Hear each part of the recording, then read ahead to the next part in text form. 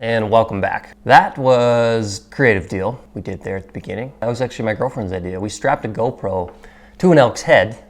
Shockingly, we were able to capture it dropping one of its antlers. And then amazingly, I had a trail camera set up in the perfect spot. We were able to capture like some of the footage of animals coming up to the antler. Really cool. And then a couple months later, I came randomly walking up and I found that antler. Like, how neat is that? So we're calling that little intro Life of a Shed. Today's vlog is not a shed hunting vlog. Today's vlog is going to be a rapid fire Q&A. So I posted on my Instagram and asked me anything, and I got about 40 questions out of the deal. So today I'm gonna run through each of those questions as fast as I can. Here we go. Have you ever had to deploy bear spray? Once in the Northwest Territories, a bear came into camp. Fortunately, we all saw it, so we got upwind of the bear, and a couple of us deployed our bear sprays just like up into the wind, and the wind took the bear spray right into the bear and he hightailed it. Fortunately, other than that, I've not. I've had a few close bear run-ins, but generally speaking, I am pretty on it in the bear woods and I try to avoid having bear encounters at all costs. What camera do you shoot on and what lenses do you use the most / think are useful? So this camera that I'm filming this vlog on right now, this is the Sony a7S III. And the lens is a 16 to 35, a couple other really useful lenses, 24 to 70, 50 mil f1.8. Love that thing. It's got epic bokeh. It's also tiny. It's like this big. It's one of the smallest little lenses. And then the 70-200. From a business side of things, like if I were to break down like which lens has produced the most images that have sold the most or been used the most by clients, 70-200 for sure. What point did you know your pictures were worthy of being sold to high profile clients? When those clients started reaching out to me. How do you fight discouragement?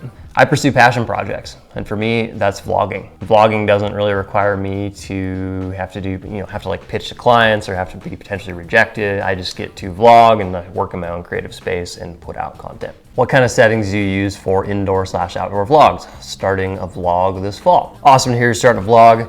The main things to think about with camera settings: get good audio. I use a Sennheiser MKE 400 mic. Any mic will do, but the in-camera mics generally suck, so get a good mic. Secondly, if you're shooting at 24 frames per second, keep your shutter speed at 1/50th of a second. That's gonna give you the smoothest, best looking footage that you can. Best advice for folks looking to improve their photography: shoot every single day.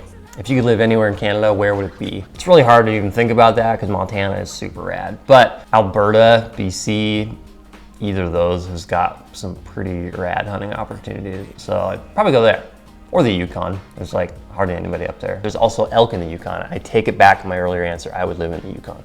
When / what is the next anyone's hunt? The next anyone's hunt is a Colorado rifle elk hunt, and that'll be dropping this fall. Best learning tools for beginning photographers: The Hunting Photographer online course masterclass that my friend Zach Boughton and I built. Also YouTube. As a kid that can't drive, best way to get experience in the creative industry. Google street photography. Any more shed videos coming out? I'll probably do one more that's got some like takeaways from the season. Also, I shot a shed hunting masterclass for April Brokey's Anchored Outdoors. I'll link that in the description below. Go check that out.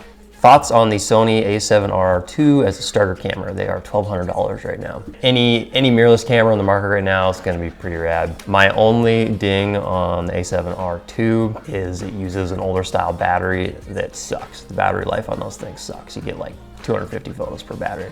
If it was me, I'd be looking at the Sony a7 III or the a7C. Both of those has got the updated battery. That's the route I'd go. Any tips for first time solo hunter this fall? Prepare to be humbled. One thing with hunting, it can take weeks, months, even like years of doing it until you finally have success. My first elk took me 4 years and probably like 70 days of hunting to actually kill one. So being a first time hunter, just prepare to be humbled, and I feel like this is a Fossism. The Adam Foss family says this all the time, but they say if you can hunt as hard on the last day of the hunt as you did your first, then you're doing all right. So stick to it, hunt hard, don't give up. Hunt all day too. How do you like the Zoleo? Nick, the Zoleo, it's just the best. Inside joke. Actually, the Zoleo, which is my satellite texting device, that thing is super awesome. It goes with me everywhere, allows me to text anybody from anywhere in the world. Do you like your Seek Outside? Trying to decide between that or a Hilleberg. I do, I love my Seek Outside. It's very much a niche tool for either late season cold weather stuff where I know there's gonna be lots of good firewood.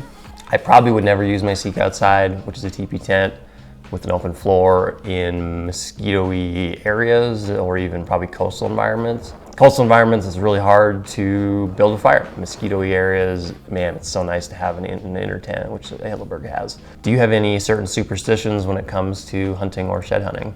A couple of them. With shed hunting, for the longest time, it doesn't really apply anymore, but it used to be, I would never find an elk shed until I first found a deer shed. Second superstition is when I was 10 or 11 years old, I got into a really, really bad bike accident. Got knocked unconscious, don't really remember anything, but one thing I do remember is right before the bike accident. So I didn't have bike gloves at the time, but I had one golf glove. So I put a golf glove on, I think it was my left hand, and I went biking. And that's all I remember. Anyway, what happened is I just got this new sweet BMX bike. It was bright gold, and I jumped off a curb. I went right over the handlebars and basically face planted right into the asphalt, tore off a pretty good chunk of my face, and bloodied up my golf glove real bad. And so nowadays my superstition is I have to either have 2 gloves on or no gloves on. And also, like, you have the little straps on most gloves. They have to be either attached or both unattached. I can't have like mismatching gloves or mismatching setups at all. It has to be the same on my hands. It's really weird, but if I don't, I feel like something bad's gonna happen. Explain your layering / clothing system along with gloves, mittens, hats, etc. for a late elk hunt. So I use Sika gear for all my layering system. You gotta think about base layer, mid layer, insulation layer, outer layer, rain gear. Key to layering is, you start off in the morning, it might be 20 degrees or even 10 degrees, and you probably got all your layers on. But as the day warms up or you start being more active, you're gonna produce heat.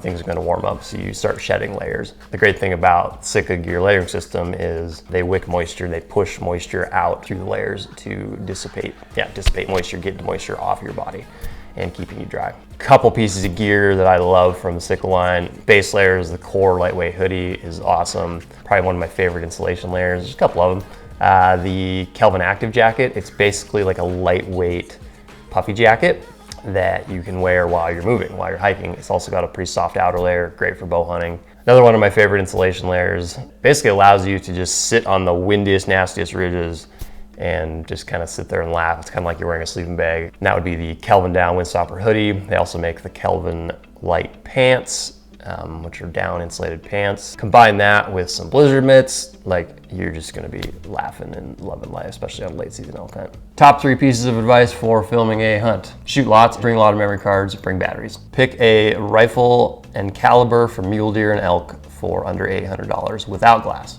I'm gonna go with my current rifle setup. It's a Tikka T3X super light and a 7mm Rem Mag. Accurate rifle, pretty light, and 7mm is just an amazing caliber for pretty much every animal. Ever gonna come to South Dakota for some type of hunting? Yes. Your best shed hunting spot around Bozeman. Ha! Compound bow setup, and do you use a stabilizer? My bow is a Matthews V3, 70-pound limbs, 80% lead off. My sight is a 3-pin black gold Ascent slider. I have my pins set at 30, 40, 50. My 50 is my mover. I do use a stabilizer. It's just a Matthews stabilizer. I think it's an 8-inch. I definitely have found that stabilizers do 2 things. They dampen kind of the vibration, so they reduce noise. They also help me aim a lot better and kind of help me hold on the target. The arrow setup I'm using, it's a 450 grain gold tip kinetic Pierce Platinum with 100 grain head and a bunch of weight up front. Pretty heavy, it's got a lot of weight forward, it hits really hard. I recently bought the Sony a7 III. What would you recommend for lens priority to buy? 18 to 105 or 200 to 600? Unless you're strictly doing wildlife and strictly gonna be shooting photos from the car, I would go with the 18 to 105. The 200 to 600, I love that lens, but like the thing is like this big and it weighs, I think it's like 5 pounds. It's just huge. Like there's no realistic application in which you would carry that around everywhere. You're gonna get a lot more versatility out of kind of a mid-range lens, so that 18 to 105 is definitely gonna be your best bet. How are you so good at shed hunting? Well, thanks. I hike a lot. I spend a lot of time doing it. I also do a lot of winter scouting. If you really wanna look into shed hunting, check out the masterclass I just filmed with April Vokey. I will link that below. What is one tag you wish you could draw and why? Man, I'm really content just hunting in my home state of Montana for elk. I love that so much. But I guess one tag I wish I could draw, that'd be Montana mountain goat hunt. I would do archery only. I would do it like late October, November when their hide's super long and the weather would probably suck, and the mountain goats just live in some of the gnarliest country. I think they're probably the gnarliest critters out there. That'd just be a really fun, crappy type 2 adventure hunt. More camera questions. So thoughts on the Sony a7 II for filming hunts and shooting pictures? Any of the mirrorless cameras on the market are awesome. If you have a little bit higher budget, definitely consider one of the newer cameras that has the updated battery, just because the battery life is going to last longer. So instead of 200, 250 shots with the Sony a7 II, if you got something like the a7 III or the a7C, you're going to be looking at like 600 photos per battery. You ever tried Beetles for skull cleaning? I have used Beetles. The European mounts you get out of those things are awesome. The skull doesn't have to get boiled and potentially get brittle. If you have access to Beetles, definitely go that route. Ever think about getting into aviation? No. I love the photography thing too much. I do love flying. I jumped out of an airplane once too. That was super cool. Aviation, it's really rad. What's your full truck bed setup? I hear it's magical. So in my truck bed, I've got a 4-wheel pop-up camper. The model is a Fleet. The thing weighs like 1,000 pounds, so it's able to fit into a mid-sized truck, no problem. But 4-wheel camper, it's super slick. It's got a couple batteries inside of it. It's got solar panels on the roof. It's got a heater. It's got a slide-out bed. When you slide that sucker out, it's a full-on like king-size bed. Actually, I did a hunt this last fall. It's anyone's hunt that's gonna be coming out, and we fit 4 guys in my single camper. That was a little tight, but it worked. Love my camper. Been probably the most utilized piece of equipment other than my cameras that I've ever bought. What do you set your custom buttons to on your camera? I set every single custom button to something different, but one custom button allows me to adjust my audio level, so I just tap it and then I can adjust my audio levels either up or down. I have one of my other custom buttons set up so that it allows me to switch between the autofocus modes. Say something's like coming at me and I want to like just be able to hold the shutter down and have my camera automatically focus on it as it's coming, whether that be like a person on horseback or maybe someone's just like kind of walking to me. Instead of me having to constantly refocus, if I have a custom button that allows me to switch from autofocus single to autofocus continuous, the continuous is going to constantly focus on whatever your focus point is on. It's going to save me a lot of time and allow me to get a lot more in focus shots. How do you do research on units in a state before you decide which unit you want to hunt? So the onX Hunt app, they actually partnered up with this other company called Top Rut. Basically, it allows you to look at unit breakdowns in every single unit across the West, and that's gonna really help you like hone in on which units to hunt. There's so many resources out there. Honestly, if you just did a Google search on the state and then species and then unit that you want to go check out, like that's going to provide a lot of intel as well. A lot of the states also have great resources. If you go on to the Arizona Game and Fish website, they're going to have unit breakdowns and like what to expect as far as numbers of animals. They do species breakdowns and everything. Lots of resources out there. Tips for marketing your photography. Network, network, network. What microphone do you find to be a solid winner for video work? The main shotgun mic I'm using is a Sennheiser MKE 400. I've heard great things about the Rode mic. This one that I'm using here, this is just a wired lav mic that connects right into my camera.